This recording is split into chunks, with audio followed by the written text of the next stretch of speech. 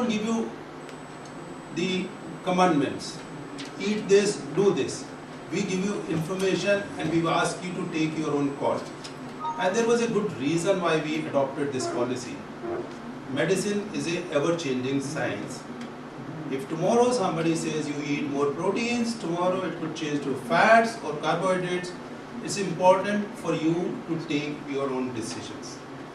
And I hope we have done some justice throughout the whole year of 2014. The real difficulty comes for the last program. The first difficulty we faced was, and I am thankful to Kapila ji who is present here at this time. It's really, I'm really touched. She was the one who actually asked me about this topic. How well did it go with the public? We thought if we have done well for 11 months, sure enough they'll be with us. And you are there. And this is despite the fact that there are 4 concurrent programs going on. I believe there is a NRBC program on Brain Research Center, another academic program downstairs. There are 2 movies going on. One is on Dr. Maulana Azad. I probably would have loved to go and watch that Lovelin's film. And there is an exhibition going on, but despite that, all of you are there. So that we have still surmounted. The bigger problem came when we had to choose the panelists. In this country, we do not have any medical fiction writers who could write or tell us about the fiction so that we could take it further.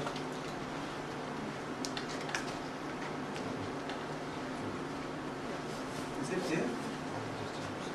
No. So we had to choose these panelists today, and we don't have medical fiction writers to give us the fiction aspect of it.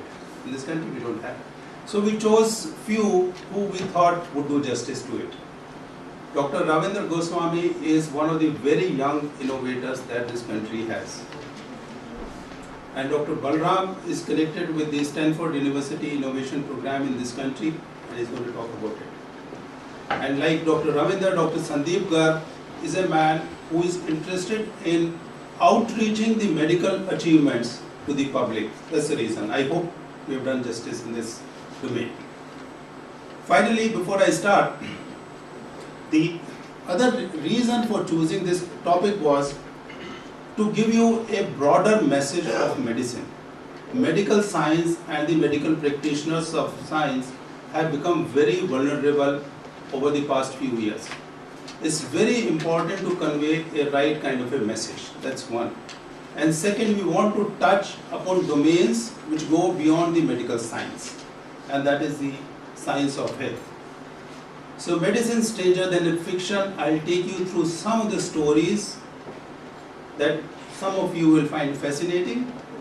They are a little difficult, but I hope after 11 months we can talk some technical terms also. We must remember that medicine, as we know, the medical science, actually got developed to treat diseases and to look after the wounds, the problems that mankind was facing. It was never evolving as a positive health science like several of the other systems that we compare it with. If we keep that in mind, few things will fall in place, and it is a very new science. How new it is?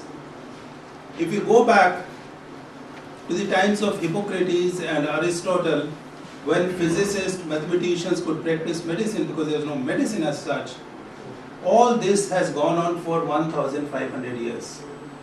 It is only after the 15th century that there was some sense coming into the so-called medical science. And the medical science, remember, was wanting to treat the diseases and the wounds. How would they treat the diseases and wounds? They learned from maybe some of the old systems. But one thing they learned was nature has given some means of catharsis. That means if something can come out through the cough, and we have this equivalent in Ayurveda, so anything that could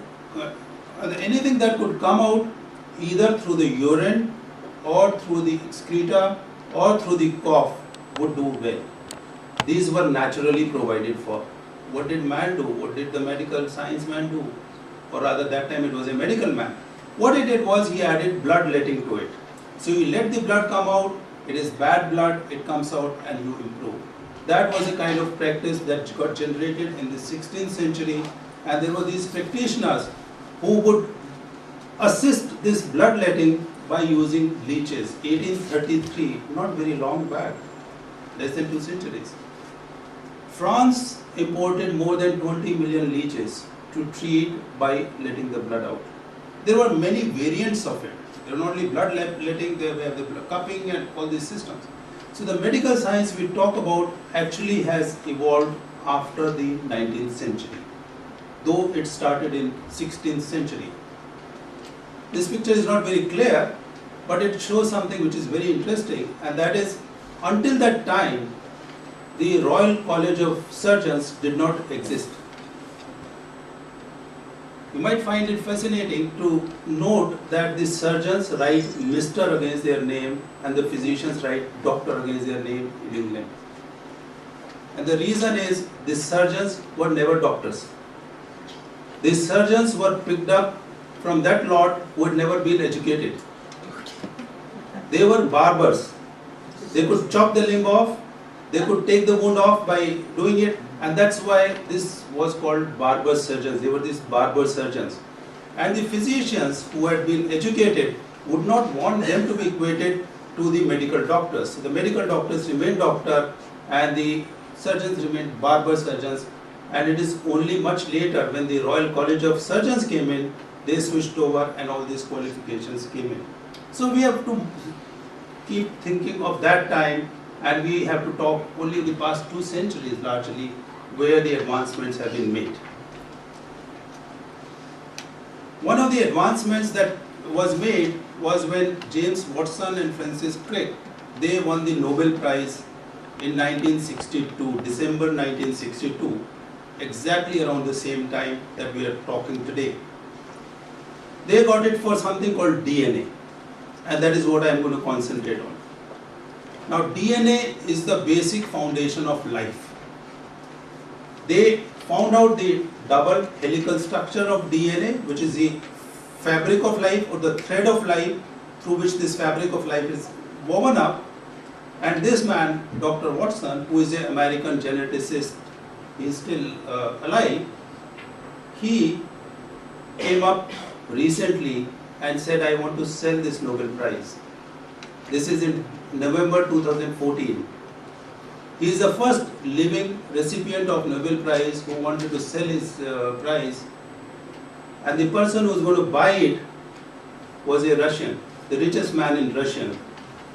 You can read his name, Usmanov, a football fan, and he actually owns this football company, Arsenal, and he was being hated because when he goes for these matches, this is a 2007 picture. He said, I will buy this prize, and he paid $4.8 million for this prize. First time ever that a scientist sold his prize, and this happened just a couple of weeks back. I think 9th of December or 7th of December, something like that. And soon after taking that medal, which you can see there, he gave it back to James Watson. He says, the medals of scientists are not meant to be out on sale. He gave him that 4.8 million because he had got it as a award money, selling money prize, and he gave back the medal also. This happened just 10 days back.